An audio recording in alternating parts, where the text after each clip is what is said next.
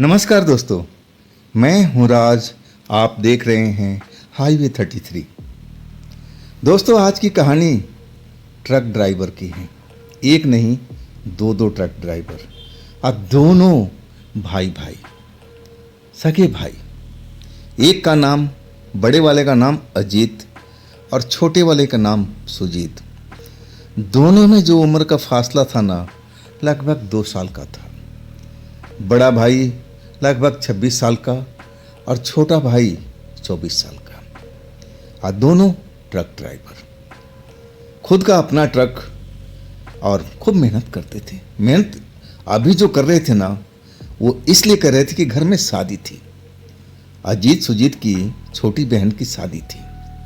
अब पैसे की घर में ज़रूरत, तो इसलिए वो ज़्यादा ट्रक चला रहे थे, मेहनत कर रहे थे कि पिछले 6 महीने के बाद में शादी होनी थी। खर्च बहुत ज़्यादा था और वो उस खर्च को पूरा करना चाहते थे कमा करके अपने ट्रक के द्वारा। अब रात दिन देखते नहीं थे, जहाँ भी चक्कर मिलता बस पैसा मिलना चाहिए।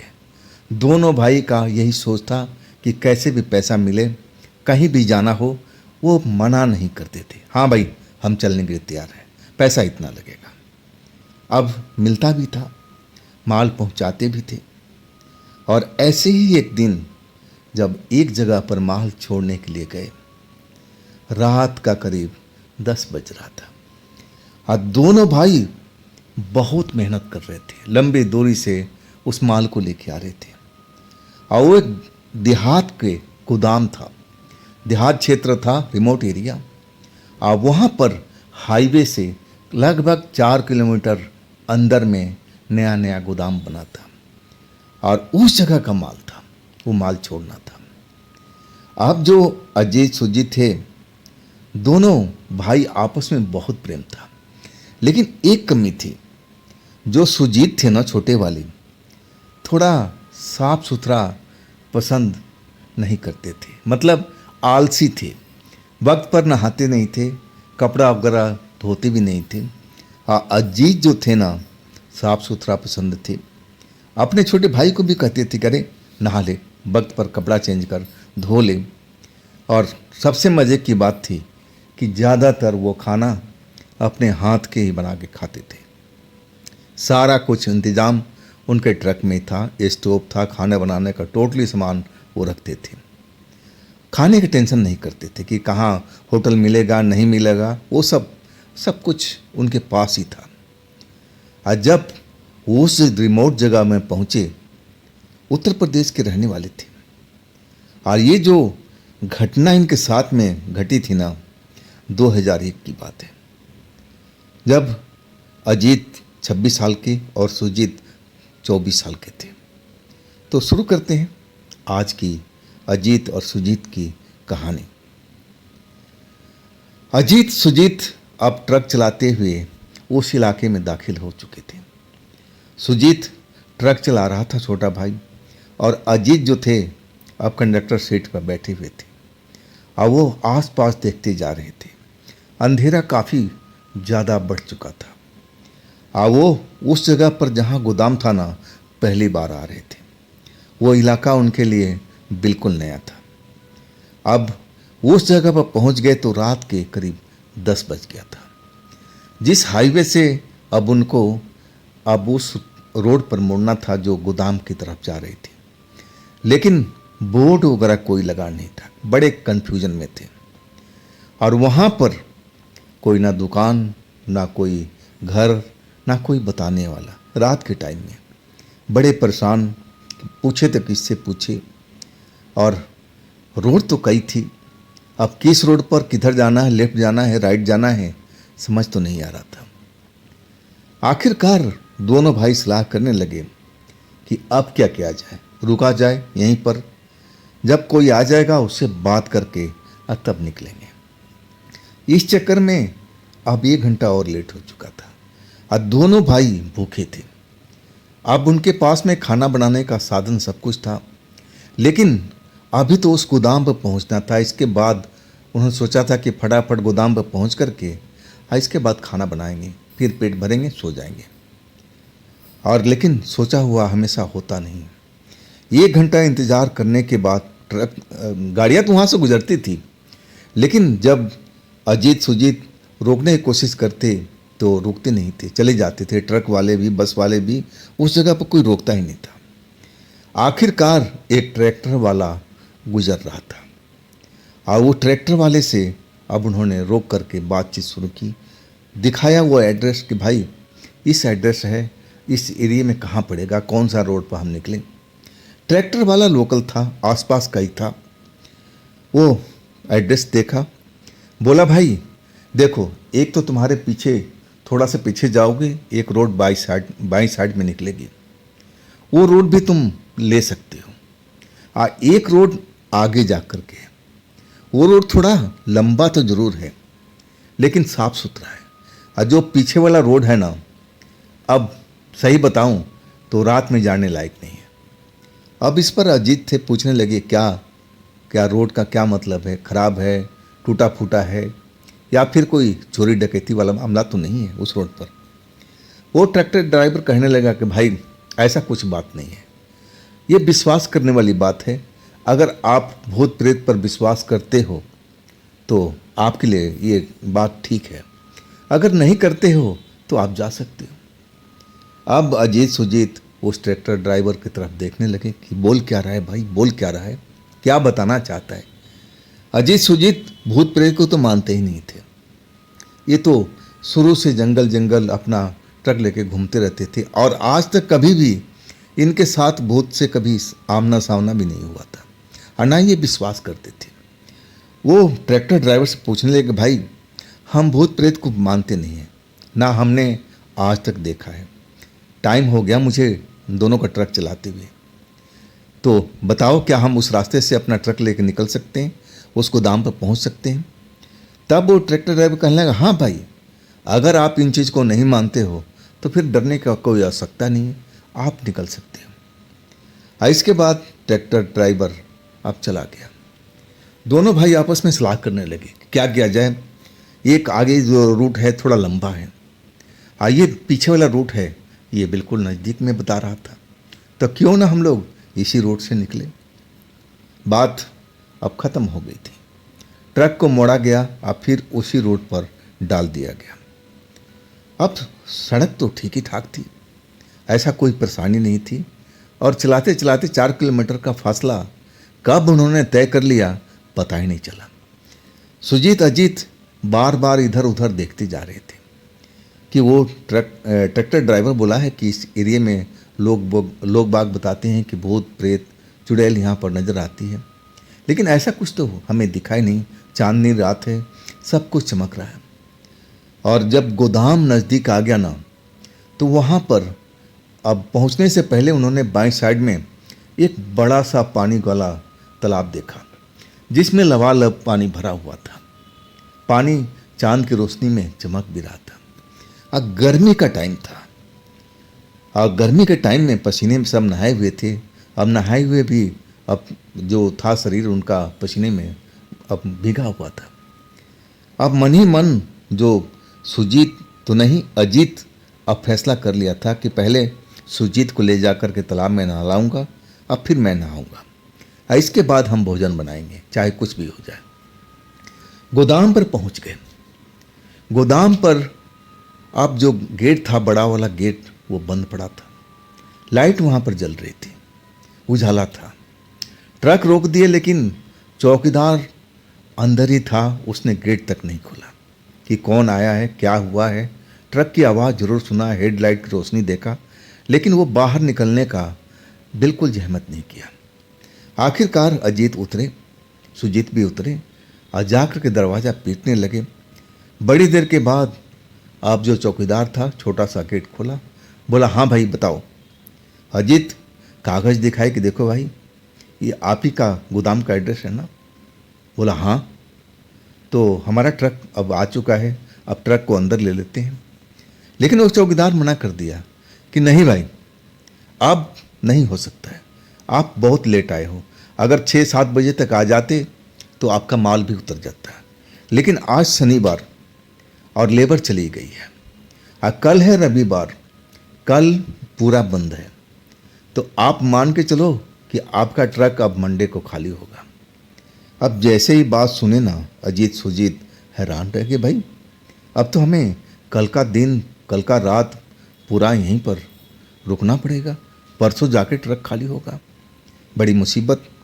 फिर उन्होंने रिक्वेस्ट किया कि भाई चलो ठीक है हम रुकेंगे, अब माल जब तक खाली नहीं होगा तो हम जा भी तो नहीं सकते, तो कृपया गेट खोल दो बड़ा वाला कि ट्रक हम अंदर ले लें, हमारा ट्रक भी सुरक्षित हो जाए।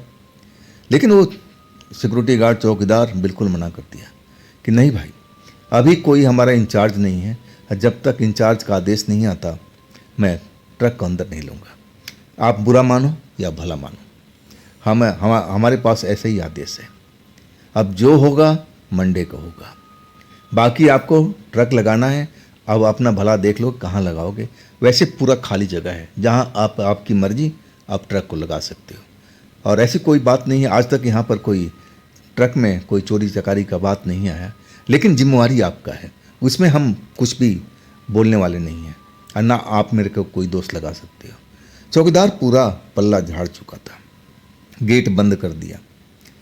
अब दोनों भाई हैरान थे कि कैसा है आदमी है भाई, हम लोग इतनी दूर से आ रहे हैं ट्रक लेकर के, और ना तो ये बोला कि अंदर आ जाओ पानी वानी पी लो, सीधा टूक से जवाब दिया और गेट बंद कर लिया। दोनों भाई अब ट्रक में आ गए थे, भूख लगी हुई थी। अजीत कहने लगे सुजीत से कि ऐसा करते हैं, देख मैंने पानी का तालाब देखा है, आप ऐसा करके या तो पहले जाकर नहाया, तब तक मैं सब्जी वब्जी काट लेता हूँ और सारा सामान बाहर निकाल देता हूँ, यहाँ रोशनी भी है और हम खाना बना लेते हैं, नहाया तू पसीने में बदबू दे रहा है। लेकिन सुजीत कहने लगे कि नहीं भाई, पहले एक काम करो, पहले खाना बना लेते हैं और खाना बना करके तब एक एक करके जाएंगे, नहा के आ जाएंगे। बात अजीत को भी सही लगी कि चलो खाना है पहले बना लेते हैं, इसके बाद सुजीत को भेज देंगे, इसके बाद मैं भी जाकर नहा आऊँगा। अब पसीना बदबू आता ही है, अजीत को पसीना पसंद भी नहीं था, साफ़ सुथरे इंसान थे, साफ़ सुथरा रहना चाहते थे, अपने भाई को भी साफ़ सुथरा रखने की कोशिश करते थे, लेकिन थोड़ा नहाने धोने में उनका जो भाई था ना नाक नुकुर करता था, मना कर देता कि अरे रहने दो ना, आज कल नहा लूँगा, टालता रहता था। खैर अब पानी का व्यवस्था था, बड़ा सा तालाब अब अजीत सुजीत ने देख लिया था, भरा हुआ तालाब था और चांदनी रात थी, ऐसा कोई बात नहीं थी, पूरा रोशनी चांद का निकला हुआ था। और इसके बाद दोनों भाई मिलकर के फटाफट सब्जी उब्जी काटने लगे, रोटी सब्जी का जुगाड़ उन्होंने कर लिया। ये सब करने में लगभग 1 घंटा के आसपास टाइम लग गया था। इसके बाद सुजीत ही बोला कि भैया एक काम करो, तुम ही चले जाओ, नहा आओ, जब तुम नहा के आ जाओगे ना तो मैं चला जाऊंगा। अब अजीत सोचे कि चलो मैं ही चला जाता हूँ, आज सुजीत को बोले कि देख ये इलाका हमारे लिए नया है, अब यहाँ हम जानते नहीं हैं कि क्या हो सकता है नहीं हो सकता है, अब चौकीदार भी तो हमारा साथ नहीं दे रहा है रात के टाइम में, थोड़ा सतर्क रहना है ना, ट्रक भी अपना है। और इसके बाद वो समझा बुझा करके सुजीत को तुम खाना को अब बनी चुका है, अब मैं नहा कर आता हूँ, इसके बाद तू भी नहाया, अब फिर हम लोग दोनों आदमी मिलकर खाना खाएंगे, अब फिर सो जाएंगे, अब सुबह के सुबह देखा जाएगा जो भी होगा। अब ये समझा बुझा करके सुजीत को अजीत निकल पड़े। और जब तालाब के पास पहुंचने वाले थे, अभी तालाब थोड़ी सी आगे दूरी पर था, और तब उन्होंने देखा कि बाएं साइड जो खेत का इलाका था वहाँ पर भेड़ बकरियों की में करने की आवाज़ आ गई। तब उन्होंने देखा कि खेत में गड़ेरिया है और बहुत सारी भेड़ बकरी को बैठाए हुए हैं, रात का टाइम है और वहाँ पर एक जगह पर धुआं भी निकल रहा है, मतलब आग भी जला रखा है। अब वो जो जगह थी, अब अजीत समझ गए कि बेचारा अब रात को आराम कर रहा है, भेड़ बकरी भी आराम कर रही है, चलो हम तो अपना काम कर रहे हैं, नहा आए, भूख भी लग रही है, इसके बाद सुजीत को भेज देंगे। तालाब पर पहुंच गए, तालाब गए ना तो पूरा गहरा सन्नाटा पसरा हुआ था, हर तरफ बस जंगली झिंगरों की आवाज़ आ रही थी। इसके बाद ऐसी कोई चीज़ नज़र नहीं आई अजीत को। सब कुछ शांत माहौल था। कपड़े अपने अब उतार दिए। अब तालाब में उतरने की सोचने लगे कि किस साइड से उतरूं, क्योंकि वो तालाब कच्चा ही था। इसके बाद एक जगह उनको साफ सुथरा मिल गया। वहाँ से नीचे उतर करके आराम से नहा सकते थे, वापस भी आ सकते थे। और इसके बाद जैसे ही तालाब के अंदर वो जाते हैं, आराम से नहा लेते हैं, कोई दिक्कत कोई परेशानी नहीं। और फिर ऊपर भी आ जाते हैं, कपड़ा अपना बदल देते हैं, साफ सुथरा कपड़ा पहन लेते हैं। और इसके बाद जो पुराना कपड़ा था ना, उसको धोने के लिए दोबारा पानी में उतरते हैं। अब पानी में जब धो करके बाहर निकलते हैं ना, तो जिस जगह पर अब ऊपर चढ़ा जा रहा था, जो तालाब से रास्ता ऊपर को आने का था, और उसी रास्ते के ऊपर में एक जवान लड़की सफ़ेद कपड़ों में और खुले हुए बाल अब अजीत को घूर रही थी। चांद की रोशनी अब पूरा चमक रहा था। और उस लड़की को देख करके अजीत हक्के बक्के रखे कि भाई अभी तक तो यहाँ पर कोई नहीं था, और ये अचानक लड़की कहाँ से आ गई, और वो भी जवान लड़की, गोरी सुंदर। और अजीत एकदम चौंक से गए। अब वो तालाब से बाहर निकल चुके थे, लेकिन थोड़ा ऊंचाई पर था, और उसी ऊंचाई पर वो लड़की खड़ी हुई थी। और जैसे ही अब चढ़ने को सोचने लगे, बार बार लड़की की तरफ देखने लगते कि आखिर ये लड़की को इस रात में इस जगह पर आने का मतलब क्या है, क्यों आई है, जबकि आसपास में कोई घर गांव ऐसा कुछ भी नहीं था। पूरा एरिया अंधेरे में अब डूबा हुआ था। हाँ, गोदाम के पास में अब वहाँ पर रोशनी थी, वहाँ ट्यूबलाइट भी लगी थी, बल्ब भी लगे थे, और उसकी रोशनी वहाँ से नज़र भी आ रही थी। और इसके बाद वो समझे कि पता नहीं कौन है क्या है, अब बात भी तो नहीं कर सकते थे, अनजान लड़की। अजीत ऐसे भी लड़कियों के मामले में शर्मीले थे। वो ऊपर चढ़ने लगे, लेकिन जैसे ही ऊपर चढ़ने लगे ना, वो लड़की अभी भी वैसे ही उनको घूर रही थी। और अचानक जैसे ही ऊपर सहारा देने के लिए अपना हाथ लगाया, और वो लड़की ने अब आकर के अचानक अजीत को धक्का दे दिया, और वो दोबारा अपने आप को संभाल नहीं सके। अब फिर स्लिप खा करके पानी के अंदर जा गिरे। छपाक की आवाज़ हुई। अब जब ऐसा हुआ ना, तो अजीत को गुस्सा आ गया। शर्मीले तो थे, लेकिन जब ऐसा उनके साथ हुआ तो लड़की पर चिल्ला पड़े, अरे बदतमीज, तू है कौन? तू ऐसा मेरे साथ में क्यों किया है? देख, मेरा सारा कपड़ा, सूखा हुआ कपड़ा गीला हो चुका है। और इसके बाद वो लड़की फिर उसी जगह पर खड़ी और अजीत को घूरती रही। अजीत गुस्से में बोले जा रहे थे कि तू है कौन? अब मुझे तूने धक्का क्यों दिया? अब देख, मेरा सूखा हुआ कपड़ा सब बर्बाद हो गया, फिर गीला हो गया, मेरे लिए तो मुसीबत हो गई ना। वो लड़की कुछ नहीं बोल रही थी, लगातार अजीत की तरफ घूरती जा रही थी, देखती जा रही थी। और अजीत का जो गुस्सा था ना, बढ़ता जा रहा था। अब सोचे कि अब पानी में कब तक खड़ा रहेंगे, चलो अब बाहर निकलते हैं। इस बार लड़की ने ऐसा कोई हरकत किया ना, तो उसका जवाब भी देंगे। पूरा गुस्से में थे।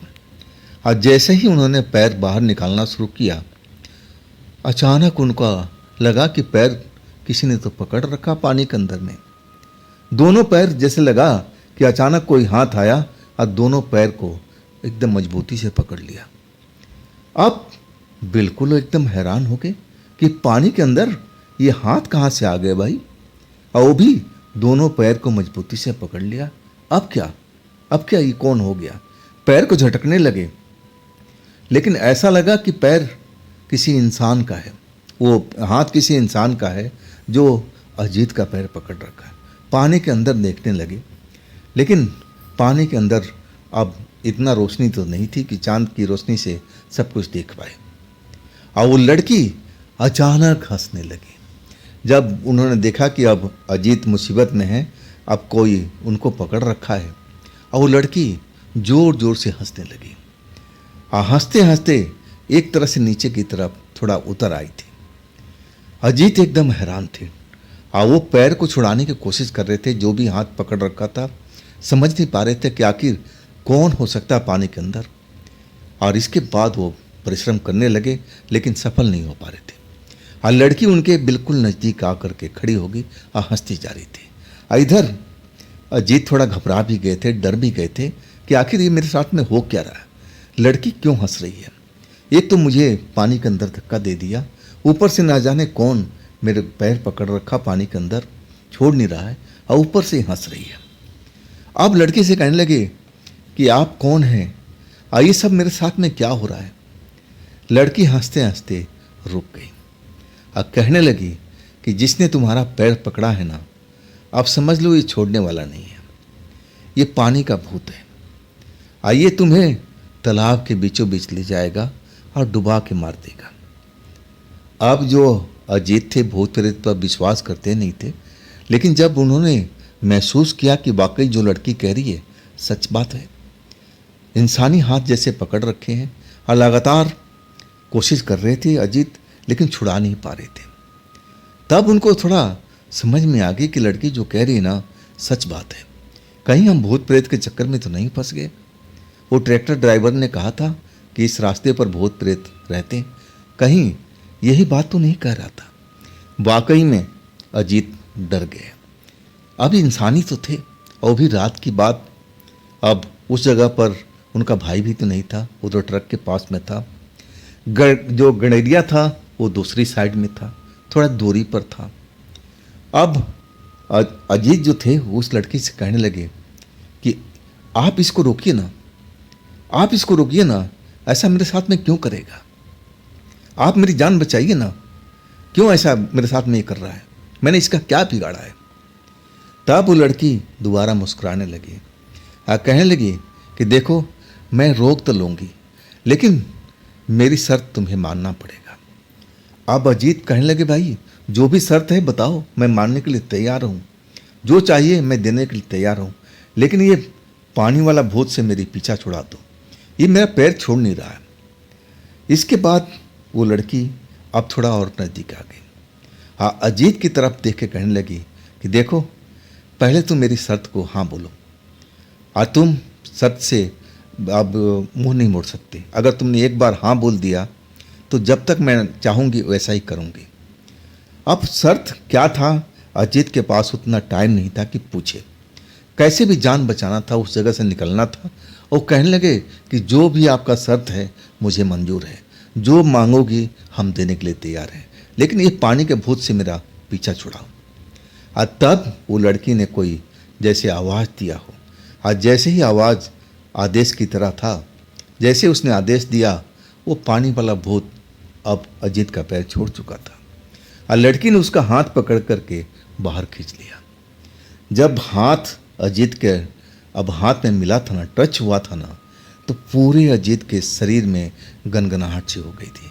ऐसा लगा कि बिजली का हल्का करंट उनके शरीर में फैल रहा है, पूरा शरीर झंझनाहट से होने लगी थी। और कुछ पल के लिए इसके बाद वो लड़की कहने लगी कि देखो मैंने तुम्हें बोला था, शर्त तुम्हें बताई थी, लेकिन तुमने शर्त को सुना नहीं, हाँ बोल दिया। अब तुम कुछ बोलना मत, आज तुम बोल भी नहीं सकते। इसके बाद हाथ पकड़ रखी थी और सीधा अजीत को ऊपर खींच के ले गई और फिर उसी रोड पर पीछे की तरफ जाने लगी। अजीत का ऐसा हाल हुआ पड़ा था कि कुछ भी समझ नहीं पा रहे थे। वो पूरी तरह से उस लड़की के बस में आ चुके थे, बस उसके इशारे पर सब चल रहे थे, लेकिन दिमाग काम कर रहा था। वो सोच रहे थे कि ये सब मेरे साथ में क्या हो रहा है, मैं इसका आदेश क्यों मान रहा हूँ। लेकिन अब अपना जो हालत था वो समझ चुके थे कि मैं इस लड़की के बस में हो चुका हूँ। अब ये जो लड़की करेगी वही मुझे करना पड़ेगा। इसके बाद पूरी तरह से उस लड़की के हवाले हो चुके थे और वो लड़की उनको एक टूटी फूटी झोपड़ी के अंदर में खेतों के बीच बनी हुई थी, वहाँ ले गई और कहने लगी कि देखो अब तुम मेरे साथ में पूरी रात गुजारोगे। मैं तुमसे सब कुछ बताना चाहती थी, लेकिन तुमने मेरी शर्त को सुना नहीं, इससे पहले हाँ बोल दिया। अजीत बोलना चाहते थे लेकिन आवाज़ नहीं निकल रही थी। अब उन जो लड़की ने जो बताया ना, उससे वो चौंक गए थे और वो समझने की कोशिश कर रहे थे कि ज़रूर ये भी लड़की जैसे पानी वाला भूत था ना, ये भी कोई भूत ही है, लेकिन ये पानी का नहीं, ये ज़मीन पर रहने वाली भूत है। अब इतना अजीत को तो समझ में आ गया था, जान भी बचानी थी अपनी, और उनका भाई उधर ट्रक के पास अब अजीत का इंतज़ार कर रहा था कि कब मेरे भैया आएंगे और फिर मैं जाऊंगा नहाने के लिए। और इधर अजीत परेशानी में फंसे हुए थे, दिमाग बिल्कुल काम कर रहा था, लेकिन पूरा नियंत्रण था उस लड़की का, और वो लड़की जो कह रही थी अब अजीत को करना पड़ रहा था। अगर नहीं करते तो लड़की नाराज़ हो जाती, उनके साथ कुछ भी हो सकता था। और वही अब जो लड़की का आदेश था पालन करने लगे। और इसके बाद अब चलते हैं ट्रक के पास में। ट्रक के पास में सुजीत बैठे हुए अपने भाई के इंतज़ार कर रहे थे। काफ़ी देर हो चुका, लेकिन भैया को अभी देख नहीं पा रहे थे। बार बार उस रास्ते की तरफ देखते थे जिधर भैया गए हुए थे, लेकिन भैया का नामो निशान नहीं था। अब भैया बोले थे कि ट्रक के पास से हिलना मत, ये नया इलाका है हमारे लिए, ट्रक की रखवाली भी करनी है और खाना भी बाहर पड़ा था। अब ये दोनों चीज़ को छोड़कर जा नहीं सकते थे। आधा घंटा बीता, 1 घंटा बीत गया, आधी रात होने की आ गई, भूख भी लग रही थी, लेकिन बिना भैया के आए हुए वो भोजन कैसे करेंगे? भैया को ऐसा टाइम क्यों लग रहा है, कहाँ फंस गए भैया? और इसके बाद जब उनको बर्दाश्त नहीं हो पाया कि भैया के चलो ढूंढते हैं, फिर सारा खाना समेट करके ट्रक के अंदर में रखा, ट्रक को पूरी तरह से लॉक कर दिया। और इसके बाद उसी रोड पर चल पड़े। जब चलते चलते उस तालाब के पास पहुँचे और फिर देखा कि भैया के पुराना कपड़ा उस जगह पर पड़ा हुआ है जो पहने हुए थे, और भैया का कहीं अता पता नहीं है। तालाब में देखने लगे कहीं अब भैया के साथ कोई हादसा तो नहीं हो गया, लेकिन ऐसा कोई निशान पानी के अंदर दिखाई नहीं पड़ रहा था। और वो थोड़ा नीचे भी उतर के आए, पानी के आसपास भी देखने लगे। अब पानी में एक तरह से हलचल होने लगी और फिर एक हाथ पानी से बाहर निकल गया। वो सोचे कि भैया कहीं पानी के अंदर डूब तो नहीं गए। उनको मन में शंका हुई और चिल्लाने लगे, भैया भैया क्या आप पानी के अंदर हो, आप पानी के अंदर हो क्या? लेकिन वो हाथ बिल्कुल फिर पानी के अंदर चला गया। उस जगह पर पानी के बुलबुले निकलने लगे थे। अब जो सुजीत थे ना, पूरी तरह से घबरा गए थे। उनको लगा कि भैया के साथ कुछ हादसा हो गया, मुझे पानी में उतर करके देखना चाहिए। सुजीत जो थे अच्छे तैराक थे और तैराक तो अजीत भी थे। आप यही फैसला करके वो पानी के पास अब उतरने ही वाले थे, लेकिन उससे पहले दोबारा वो हाथ बाहर निकल आया। जब हाथ को देखे ना चांदनी रात में, अब सब कुछ सुजीत को साफ साफ नजर आ रहा था। वो हाथ उनका भैया का नहीं था, वो हाथ बिल्कुल काला था और उसमें लंबे लंबे नाखून भी थे। इतना बड़ा नाखून भैया ने कभी रखा नहीं था। इसके बाद उनको खेल समझ में आ चुका था कि हाँ कुछ भूतहा चक्कर हुआ, जैसे ट्रैक्टर ड्राइवर ने बोला था। अब फिर चिल्लाते हुए वो बाहर की तरफ ऊपर आए रोड पर। तब तक पानी में हलचल सी हो रही थी। बड़े परेशान हो गए, चिल्लाते रहे, भैया कहाँ हो, नाम लेके पुकारते रहे, भैया का कहीं आता पता नहीं। तब उनको वो गड़ेरिया जो था, जिस जगह पर धुआं उठ रहा था, भेड़ को रखवाली कर रहा था, अब उसका धुआं नजर आ गया सुजीत को। उन्होंने सोचा कि अरे दूसरी साइड में एक गड़ेरिया है, अगर ये जाग रहा होगा तो ज़रूर पता होगा कि भैया कहाँ पर है। फिर अब वो खेत के अंदर उतर गए थे। खेत में चलते हुए गड़ेरिया के पास पहुँचे तो गड़ेरिया था ना, वो जगह ही हुआ था और वो बैठा हुआ अब सुजीत को आता हुआ देख रहा था। जब सुजीत पास आ गए ना, तब गड़ेरिया बोला, भाई तुम कौन हो और इस जगह पर क्यों आ रहे हो, क्या काम है आपको? सुजीत बताए कि भैया ऐसे ऐसे मेरे गायब हो चुके हैं, अब पानी के बाहर में भैया का पुराना कपड़ा पड़ा हुआ है अब मैंने पानी के अंदर एक हाथ देखा। मैं सोचा कि भैया हैं। जब उतरा, जब पानी में घुसने वाला था तो दोबारा हाथ निकला और तब मैंने पहचाना कि भैया का हाथ नहीं, काला हाथ है। और वो गरडिया जो बूढ़ा व्यक्ति था, अब उसको बाबा कहने लगे कि बाबा मेरे भैया कहाँ पर हैं, आप इस जगह पर हो, आपने भैया को देखा है क्या? गरडिया बिल्कुल शांत था, सुजीत की तरफ देख रहा था। अब सुजीत बार बार कह रहे थे बाबा जी आप यहाँ पर हो, अब भैया को तो आपने आते हुए देखा होगा, आपकी नज़र के सामने होंगे। अब यहाँ से रोड की दूरी ज़्यादा दूर तो है नहीं, तो अगर आप जागे होंगे तो मेरे भैया को जरूर देखे होंगे। तो कृपया बताइए ना कि उनके साथ में क्या हुआ, कहाँ गए, किधर गए, कुछ तो बताइए। गंडेरिया बिल्कुल शांत था। आप फिर कहने लगा सुजीत को कि बेटा 2 मिनट मेरे पास में बैठो। सुजीत बैठना नहीं चाहते थे, व्याकुल थे अपने भाई के लिए, लेकिन गंडेरिया से अब मतलब भी था, मतलब निकालना था, तो बैठ गए। कहने लगे बाबा मैं बैठ गया, बताइए आप मेरे भैया को देखे हैं क्या?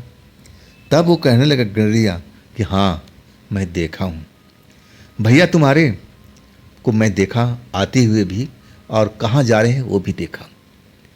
जब आ रहे थे तो बिल्कुल सही थे, लेकिन जब पानी से बाहर आए ना तो उनके साथ में एक जवान लड़की थी, और वो जवान लड़की नॉर्मल लड़की नहीं है, मैं उसको पहचान चुका हूँ, वो एक आत्मा है।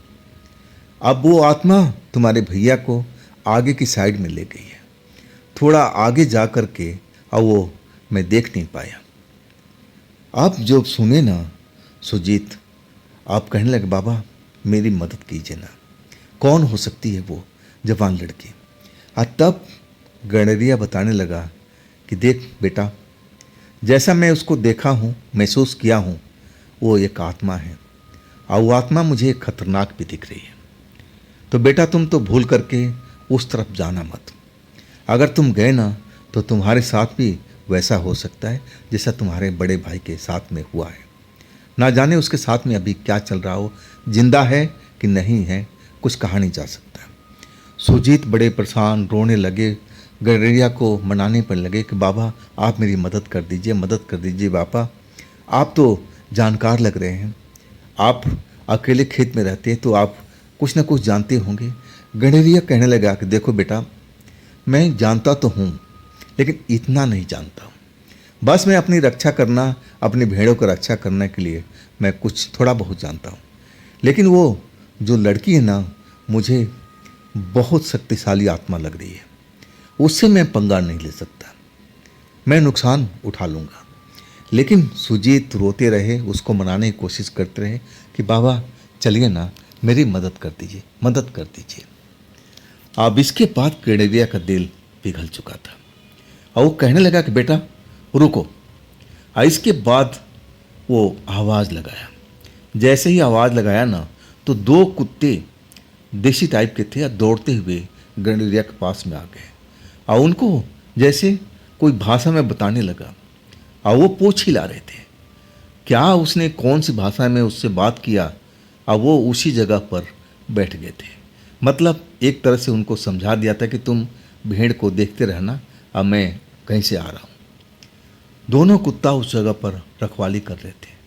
और फिर गंडेरिया और सुजीत चल पड़े थे, खेत पार करके रोड पर आए, और रोड पार करके अब गंडेरिया जहाँ तक उस लड़की को जाते हुए देखा था और अजीत को, वहाँ पर तो आ करके रुक गए। अब फिर सोचने लगे, गंडेरिया सोचने लगा कि अब क्या करें। सुजीत जो थे बार बार कह रहे थे कि बाबा जल्दी कीजिए ना, कहीं देर ना हो जाए, मेरे भाई को जान का खतरा भी हो रहा है, अगर ज़्यादा देर हो गया तो कहीं मेरे भाई को वो आत्मा नुकसान ना पहुंचा दे, कृपया जल्दी कीजिए, जल्दी कीजिए।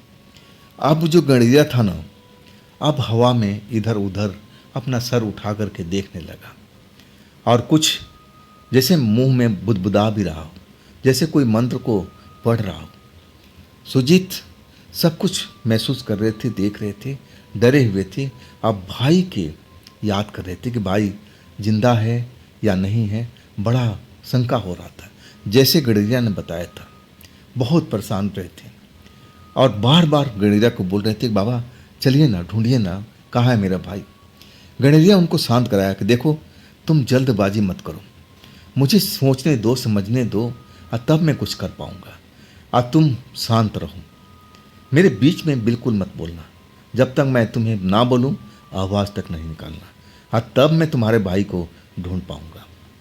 अब फिर सुजीत डर गए, कहने लगे बाबा जो वो करना है कीजिए, मैं बिल्कुल शांत हूँ। अब जो गणेरिया था ना, हवा सूंघना शुरू किया, मंत्र अपने मन में पढ़ रहा था। सुजीत को एहसास हो रहा था। अब फिर जैसे उसको एहसास हो गया कि आखिर वो आत्मा किस साइड में गई है। अब आगे आगे चलने लगा गणेरिया अपना लठ लिए हुए, और पीछे पीछे सुजीत। अब चलते चलते गणेरिया एक जगह पर रोड पर रुक गया। अब फिर खेतों की साइड में उतर गया, पीछे पीछे सुजीत। वो गणेरिया चलता हुआ अब खेतों के बीच में पहुंच गया, जहां पर एक झोपड़ी दिखाई दे रही थी। शायद वो झोपड़ी रखवाली करने वाले ने बनाया होगा जब फसल आती होगी, लेकिन इस टाइम कोई फसल नहीं था। गर्मी का तपती हुई महीना, अब फसल कैसे हो सकती है। अब बरसात आएगी, इसके बाद में तो कोई फसल होगा। अब फिर उस झोपड़ी के पास थोड़ा दूरी पर गणेरिया रुक गया था। अब कहने लगा सुजीत से धीरे से कि बेटा तुम इस जगह से आगे मत बढ़ना, अब मैं जा रहा हूँ, मुझे पता चल गया है कि वो आत्मा इसी झोपड़ी के अंदर में है। आज जब आत्मा है तो तुम्हारा भाई भी होगा, लेकिन किस हालात में होगा मैं अभी बता नहीं सकता। आज तुम कृपया करके इस जगह से तुम आगे मत बढ़ना, नहीं तो तुम्हारे साथ भी कुछ खेल हो सकता है। मैं तो अपने आप को बचा लूँगा, लेकिन तुम्हें बचा नहीं पाऊँगा। अब जो गणेरिया था ना, पूरा सुजीत को समझा दिया कि तुम इस जगह पर रुके रहो, इस जगह से आगे मत जाना, अब आगे का काम मेरा है। इसके बाद एक एक कदम नापता हुआ लठ लिए हुए अपना वो गणेरिया झोपड़ी के साइड चल पड़ा था। आज जैसे ही झोपड़ी के दरवाजे पर पहुंचा, गणेरिया ने चिल्लाना शुरू कर दिया, अजीबो गरीब आवाज़। वो आवाज़ बड़ा विचित्र लग रही थी। इसके बाद जैसे कोई उस झोपड़ी में से निकला हो और वो पंख फड़फड़ा रहा हो, और जैसे जैसे पंख फड़फड़ा रहा हो, अब सुजीत का जो कलेजा था ना कांप रहा था। ऐसा कुछ उन्होंने कभी ज़िंदगी में देखा नहीं था। वो तो भूत प्रेत को मानते नहीं थे। अब लगने लगा कि उस जगह पर कोई बड़ा सा चमगादड़ जैसा कोई जीव हो और वो अपने पंख फड़फड़ा रहा हो। गणेरिया चिल्ला रहा था, अजीब भाषा बोल रहा था जो सुजीत को समझ में नहीं आ रहा था। और अचानक जो पंख फड़फड़ा रहा था ना, वो लड़की थी। इसके बाद पंख वोंख तो कुछ नहीं था, कपड़े जिसे फड़फड़ा रही हो अपने उछल रही थी। इसके बाद वो जो खेत का रास्ता था अंदर जा रहा था और उस रास्ते पर दौड़ पड़ी थी। गणेरिया अभी भी शांत नहीं हुआ था, चिल्ला रहा था अजीब गरीब भाषा में। इसके बाद जब कुछ देर बीत गया ना, इधर जो सुजीत थे ना एकदम डरे हुए थे, सब कुछ अपनी आंखों से देख रहे थे कि अब क्या होगा, मेरे भाई जिंदा है कि नहीं है। और ये इतना जो शोर कर रहा था गणेरिया, क्या वो आत्मा भाग गई। लेकिन उन्होंने देखा भी था एक लड़की को भागते हुए, अपना कपड़ा समेटते हुए। अब इसके बाद गणेरिया कुछ देर तक ऐसे ही वहाँ पर था और आवाज़ उसकी शांत हो गई थी। और तब उसने सुजीत को आवाज़ दिया कि आ जाओ बेटा, जल्दी आओ, अब तुम्हारी मदद की ज़रूरत है। अब जैसे सुजीत दौड़ते हुए उस झोपड़ी के अंदर पहुँचे, गणेरिया खड़ा था और उनका भाई बेहोशी की हालत में पड़ा था। शरीर पर अब कपड़े तक नहीं थे, सारे कपड़े उतरे हुए थे। जैसे तैसे अब कपड़े को पहनाया गया और वो बेहोशी की हालत में थे। गणेरिया कहने लगा कि भाई देखो, मैं तो उठा नहीं पाऊँगा, मेरे से उठ नहीं पाएगा, अब तुम अपने कंधे पर उठाओ और लेट के चलो, तभी तुम्हारा भाई होश में आ सकता है। आज जल्दी करो, वक्त बहुत कम है। इसके बाद पूरी ताकत लगा के सुजीत अपने बड़े भाई को कंधे पर उठाया और जल्दी जल्दी दोनों लोग उस खेत से बाहर, झोपड़ी से बाहर रोड पर आ गए थे। एक तरह से कहा जाए ना, बहुत जल्दी करते हुए सुजीत अपने भाई के कंधे पर अब डाले हुए और सीधा ट्रक के साइड में चलने लगे। आगे आगे गणेरिया भी था, जितना दौड़ सकता था बेचारा बूढ़ा आदमी वो भी दौड़ रहा था। आखिरकार वो ट्रक के पास पहुंच गए। गणेरिया कहने लगा कि अब इनको ज़मीन पर लिटा दो, और तुम्हारे पास पानी है तो जल्दी से ले आओ। अब सुजीत ने ऐसे ही किया। अब ज़मीन पर लिटा दिया अपने भाई को। भाई भी अभी भी बेहोशी की हालत में, बिल्कुल आंखें नहीं खोल रहा था। हाँ, सांस चल रही थी। और गणेरिया कह रहा था कि वक्त बहुत कम है, अगर हम जल्दी से होश में नहीं लाए ना तो तुम्हारा भाई का मौत भी हो सकता है। इसलिए बहुत ज़्यादा परेशान थे सुजीत। जल्दी में ट्रक का खोला, लॉक खोला, अंदर से पानी की बोतल निकाले और गणेरिया को दे दिया कि बाबा ये लीजिए।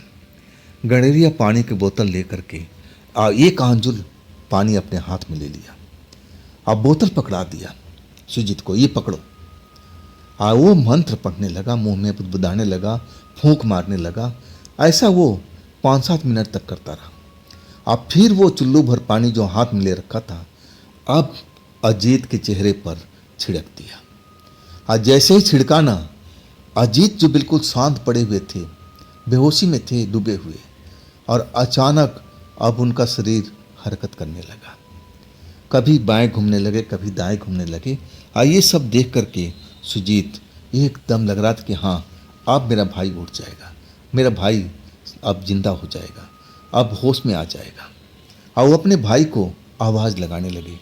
गणेरिया भी उठा रहा था कि उठ जाओ बेटा, उठ जाओ, बहुत तुमने सो लिया, नींद तुम्हारी पूरी हो चुकी है, अब उठो उठो। और सुजीत भी अपने भाई को उठा रहे थे, भैया उठो, भैया उठो, भैया उठो।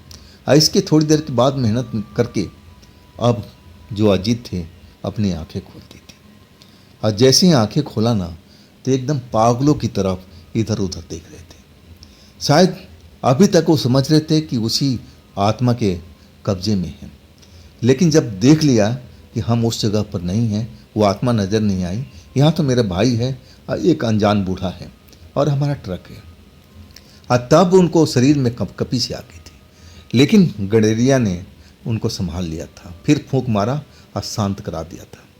और गणेरिया कहने लगा कि बच्चा अब डरो मत, अब तुम सुरक्षित हो, तुम्हें उस लड़की के साथ में वार्तालाप करने की जरूरत नहीं थी। और तुम उस रात के टाइम में उस तालाब में क्यों गए थे नहाने के लिए? वो तालाब आत्माओं से भरी हुई है, और तुम तो खुद खतरे में अपनी जान डालने चले गए थे। और इसके बाद वो गणेरिया सब कुछ समझाने लगा कि अनजान जगह पर जब तक आपको पता नहीं है, पानी के अंदर में उतरना भी नहीं चाहिए। क्या मालूम उस पानी के अंदर में क्या हो। और सब कुछ सुजीत और अजीत समझ रहे थे। और कहने लगे बाबा मेरे से बहुत बड़ी गलती हो गई, और मैंने आज के बाद ऐसा कभी नहीं करूँगा। अब वो गणेरिया था, कहने लगा बच्चा अब मैं जा रहा हूँ, हमारा भेड़ अकेले है। और इसके बाद सुजीत अजीत रोकते रह गए कि बाबा अपने भोजन बना रखा है, आप भोजन करके जाइए। बहुत कोशिश किया, लेकिन गणेरिया कहने लगा नहीं बच्चा, मैं एक टाइम दोपहर में भोजन करता हूँ, दोबारा भोजन नहीं करता मैं। फिर अगले दिन मैं दोपहर में अपने हाथ से बनाऊंगा और खाऊंगा, अब फिर मुझे भोजन की ज़रूरत नहीं पड़ती है। लाख रोकते रह गए अजीत सुजीत कि बाबा रुक जाइए, लेकिन वो रुके नहीं, चले गए। अब इसके बाद अजीत सुजीत गले मिले, दोनों भाई मिलकर के आपस में रोने लगे, और दोनों ने कसम खाई कि आज के बाद में अनजानी जगह पर हम पानी में तो बिल्कुल नहीं उतरेंगे, चाहे कितना भी स्वच्छ पानी हो, चाहे कैसा भी हो, हम जब तक जानकारी ना हो तब तक हम उस पानी में उतरने का हिम्मत भी नहीं करेंगे। और इसके बाद अब उसी जगह पर अब वो खाना पीना क्या था, सब कुछ, भूख तो ख़त्म हो गई थी, लेकिन जान बचानी थी। अब शरीर में डीजल की आवश्यकता भी तो होती है। अब थोड़ा बहुत खाना खा करके दोनों भाई रात भर जागते रहे, डर लगता रहा। आखिरकार सुबह हुआ। अब उस चौकीदार को अब दोबारा आवाज़ दिया, चौकीदार दरवाज़ा खोला और तब उन्होंने पूरी घटना बताया कि भाई अगर तुम गेट खोल देते ना तो हम अंदर सुरक्षित रहते, और तुम्हारी ना खोलने की वजह से देखो हमारे साथ में क्या हुआ। और तब वो चौकीदार सोचता रहा, और फिर कहने लगा कि देखो भाई ऊपर से मेरे लिए आदेश है, मैं तो वही करूँगा ना। अगर मैं ऐसा तुम्हारी बात मानने लगूंगा तो मेरी नौकरी चली जाएगी। लेकिन जब आपने ऐसा बताया है ना, चाहे जो कुछ हो आप ट्रक को अंदर ले आइए, क्योंकि आज रात भी आपको यहीं गुजारनी है। इसके बाद वो चौकीदार अपना फैसला लिया था, गेट खोल दिया था, ट्रक अंदर लेके चले गए थे, सुरक्षित थे अब। इसके बाद जब उस जगह से अगले दिन यानी मंडे को जब उनका ट्रक खाली हो गया, तब उस जगह से अब कहने लगे, उस चौकीदार से भी मिले थे कि भाई आपका बहुत बहुत मेहरबानी, आपने हमारी बहुत मदद की। चौकीदार भी कहने लगा, भैया हमारी वजह से आप मत मानना कि हमने आपको छोड़ा, हमारा ऊपर से आदेश है कि ऐसे किसी गाड़ी को, ट्रक को हम अंदर नहीं ले पाएंगे, इसके लिए बुरा मत मानना। ये जो हमने आपको अंदर लिया था ना अपनी रिस्क पर, जब मैं आपने अपनी कहानी सुनाया था तो मैं भी डर चुका था और तब मैंने आपको अंदर लिया था। भाई मैंने भी सुना है वो जो पानी का तालाब है ना, अब यहाँ के जो लोकल लोग आते हैं ना, लेबर वगैरह, वो भी बताते हैं कि उस पानी के अंदर में कभी कभी कोई आत्मा दिखती है। और तो इसके बाद अजीत सुजीत तो सब देख ही चुके थे, सब समझ चुके थे। आप फिर उस जगह से अपने घर के लिए रवाना हो चुके थे। तो दोस्तों ये थी आज की कहानी अजीत और सुजीत की। ये कहानी आपको कैसी लगी आप ज़रूर कमेंट में बताइएगा। और दोस्तों अगर आपके पास भी ऐसी कोई घटना है जो आप मुझे बताना चाहते हो तो आप मुझे इंस्टाग्राम पर या मेरे व्हाट्सएप नंबर पर अपनी घटना को, अपनी कहानी को आप मुझे शेयर कर सकते हैं। और दोस्तों ये भी चैनल आप ही का है, तो इसको भी अपना प्यार दीजिए, लाइक कीजिए, सब्सक्राइब कीजिए, शेयर कीजिए। अब फिर हम मिलते हैं कल सेम टाइम सेम चैनल पर। आप लोग अपना ख्याल रखिएगा। नमस्कार।